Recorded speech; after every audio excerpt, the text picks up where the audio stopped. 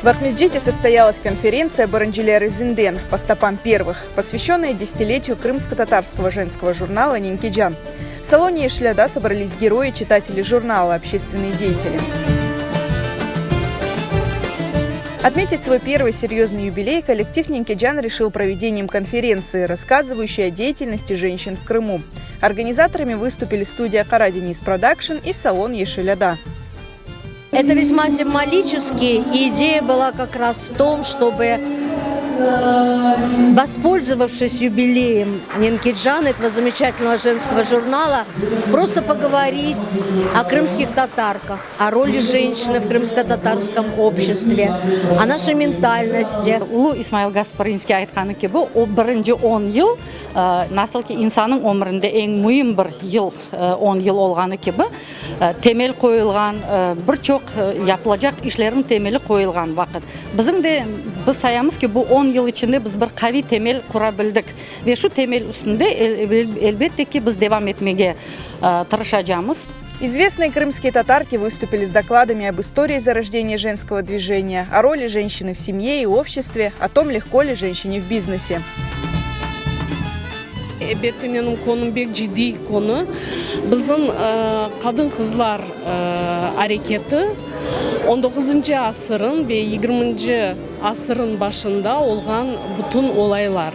Elbette o zaman bizim kadınlarımız biz için o kadar temelli bir yol açtılar. Çünkü bugüne kadar biz onların yolundan devam etemiz. Men Allah kısmet etse bizim Бақчысарай тарихи-медени қорылығында фондларында сақланып қалған Алем Нисван дергісі ақында айтacağım. Оны инжелемесini yaptım, анализini yaptım ve böyle meraklı malumatlar çıktı ve en erте çıkan numunevi sani бар bizde 1905 senesi çıkan, ondan gayrı 1906 yılında çıkan soyu da var. Особенно в этот день чествовали женщин, ветеранов национального движения, которые в свое время не только были крепким тылом мужчин-активистов, но часто и сами становились непосредственными участниками митингов, демонстраций и судебных процессов. В рамках мероприятия презентовали также выставку художницы Афизе Юсуф-Кызы. Она представила картины на стекле, орнаменты, каллиграфию и роспись. Bu bütün yıllar devamında ben hep yaptım. Belki de o pek de belli olmadı. Bazıları yırcı, bazıları albarıcı olarak tanıdılar. Lakin bugün de artık özümü ressam olarak da geniş böyle cemaatha özümü tanıtmaya kısmet oldum. Asıl zanatım evet ressam ve bu işini pek seviyorum. Onu büyük istekle, büyük heveslikle yapam. Первый номер журнала «Нинкиджан» увидел свет 3 марта 2011 года. Тогда группа инициативных женщин решила возродить одноименный журнал, который выпускали студентки Симферопольского женского педагогического училища в 1922 году. Поэтому и конференцию в честь юбилея назвали «Баранжилер Зинден» по стопам первых. За 10 лет коллектив журнала выпустил 30 номеров. Героями «Нинкиджан» становятся и женщины, и мужчины.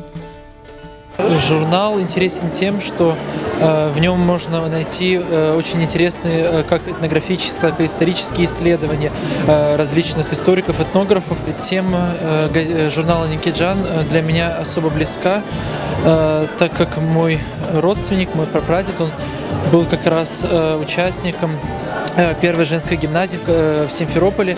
Он, если не ошибаюсь, финансировал это учреждение. Это как раз то учреждение, в котором зарождалась газета «Нинкиджан», первые ее выпуски. Содержание этого журнала, оно заключается в том, что в нем записаны эксклюзивные интервью с людьми, уже на сегодняшний день которых нету в живых. Вот, но в журнале можно почерпнуть эту ценную информацию. И что немаловажно, этот журнал выходит на латинице, что также является большим плюсом для нашего народа. За эти 10 лет этот журнал – это действительно аккумуляция, будем говорить, в сфере культуры, образования, науки, в тюркском мире место и роль женщины. Вы знаете, я думаю, что спустя какое-то количество времени, возможно, наши потомки вот по этим журналам будут смотреть и складывать представление о том, кто делал историю вот этого периода и то, что было раньше в тюркском мире. Неофициальную часть конференции украсили поздравления читателей журнала «Нинкиджан», а также выступления известных артистов.